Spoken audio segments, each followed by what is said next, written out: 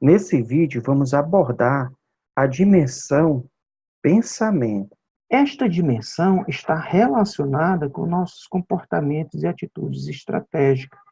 E para compreendermos melhor esta correlação, vamos aprofundar no significado da palavra pensamento. Para começar, gostaria de trazer uma frase de um grego desconhecido que diz: o pensamento é o passeio da alma. E quando nós vemos esta frase, traz à nossa mente que pensar é um ato de sair de si mesmo.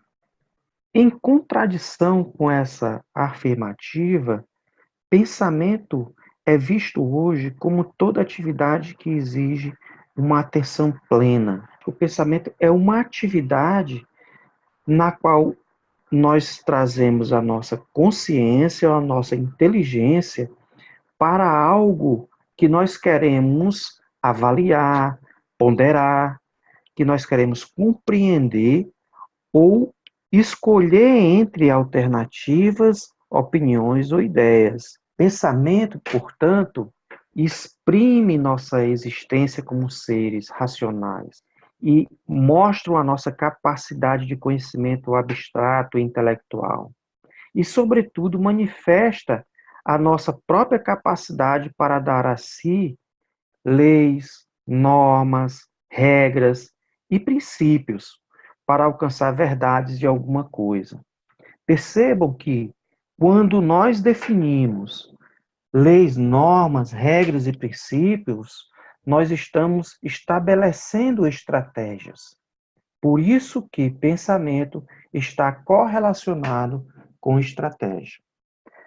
Vamos, então, ver as subdimensões que tratam essa dimensão pensamento. No total, são 4 subdimensões.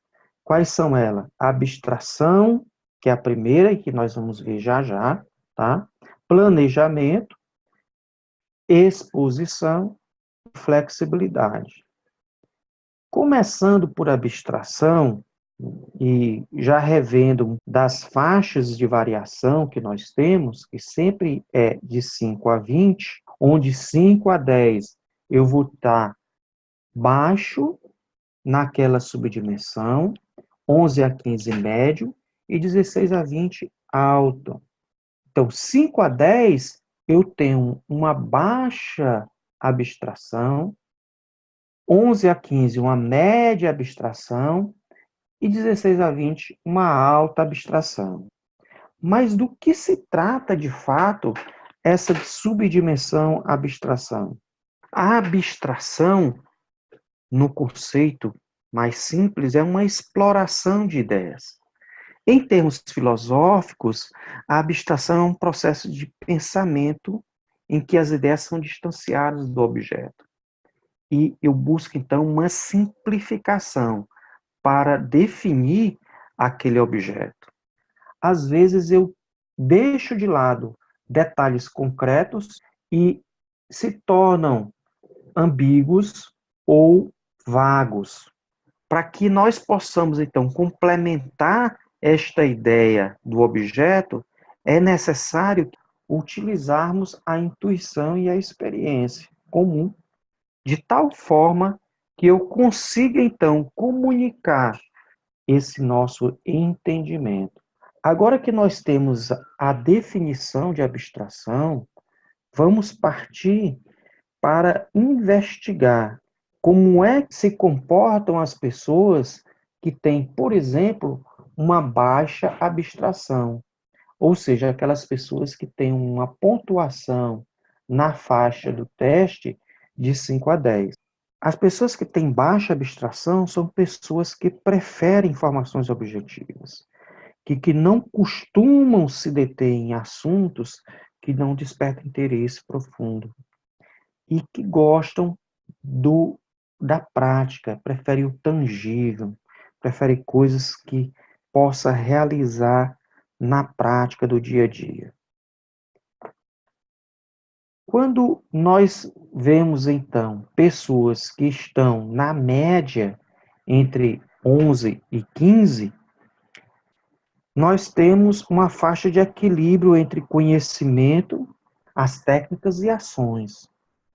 Por outro lado, pessoas que têm uma abstração alta, ou seja, uma pontuação entre 16 e 20, gostam de ler livros, de ter informações detalhadas dos assuntos, gostam de discutir novas ideias, elas gostam de aprofundar e de entender teorias. Ela também é uma pessoa que está sempre buscando novos conhecimentos.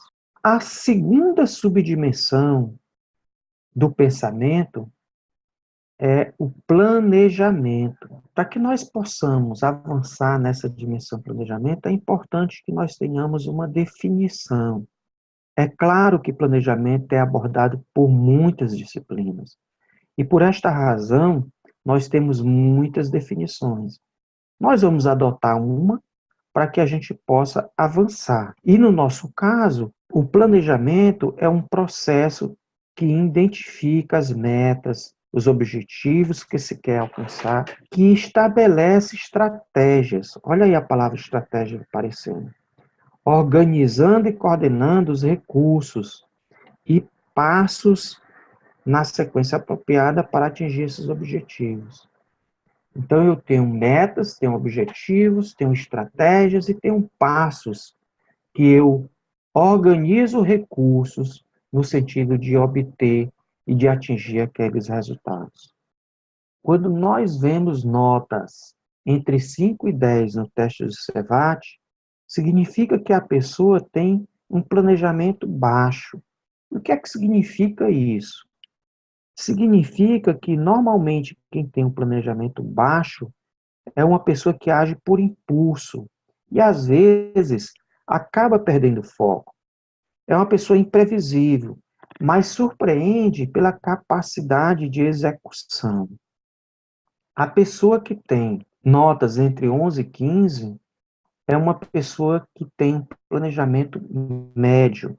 E essa pessoa que tem um planejamento médio, ela não detalha muito o planejamento dela, ela detalha até um ponto que atende às necessidades do dia a dia.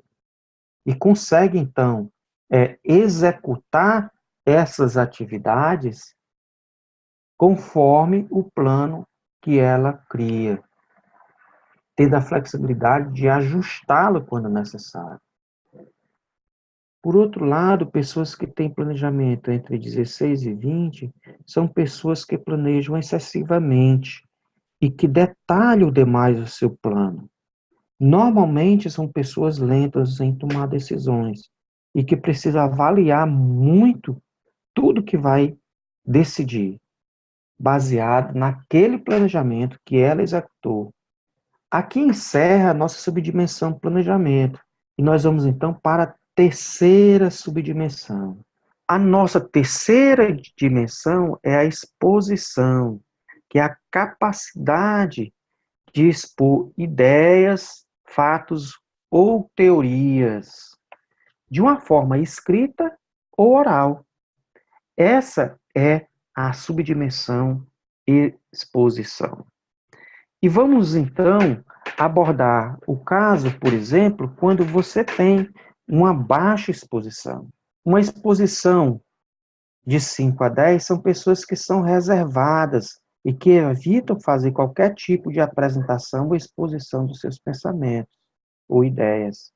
Uma pessoa que tem nota entre 11 e 15 é uma pessoa que tem exposição média. E são pessoas que sabem a hora de se expor e não se incomoda de apresentar e defender suas ideias para os outros, mas só faz isso quando ele for solicitado. Tá? Por outro lado, uma pessoa que tem uma exposição alta é uma pessoa extrovertida. Ela sabe se expressar muito bem, articula-se e se comunica de maneira natural. A quarta e última dimensão é a flexibilidade. E quando a gente trata flexibilidade, o que é uma pessoa flexível? Uma pessoa flexível é uma pessoa que é aberta a novas experiências, novas descobertas e aprendizado. Então, uma pessoa que tem uma baixa flexibilidade são pessoas que gostam de seguir os padrões que já conhecem, assim como sentem-se seguras quando estão dentro daqueles padrões. A palavra-chave neste contexto é a segurança. Por esta razão que essas pessoas de baixa flexibilidade têm aversão aos riscos e são fiéis a marcas e serviços. Por outro lado, pessoas que têm uma pontuação entre 11 e 15 são pessoas que têm uma flexibilidade média. São pessoas que avaliam a percepção do outro sem descartar por total a sua própria crença. E o final da nossa apresentação é quando nós temos uma flexibilidade alta. E nesse caso, uma flexibilidade alta, a pessoa tem uma nota entre 16 e 20, são pessoas que são adaptáveis, são casuais, são livres e de fácil trato, satisfazem facilmente com respostas simples, aceita a opinião, ponto de vista de outras pessoas e reconsidera a sua própria opinião. Nas duas situações, baixa flexibilidade ou alta flexibilidade, nós temos um aspecto interessante para abordar. Uma pessoa que tem alta flexibilidade, ela assume riscos, às vezes, sem ponderar todas as possibilidades. E quem tem, por outro lado, a pessoa que tem baixa flexibilidade tem aversão ao risco. O equilíbrio, aquele em que você balanceia as duas situações, é o que existe de mais interessante. Bom, chegamos então à apresentação de todas as dimensões e subdimensões do teste CEVAT.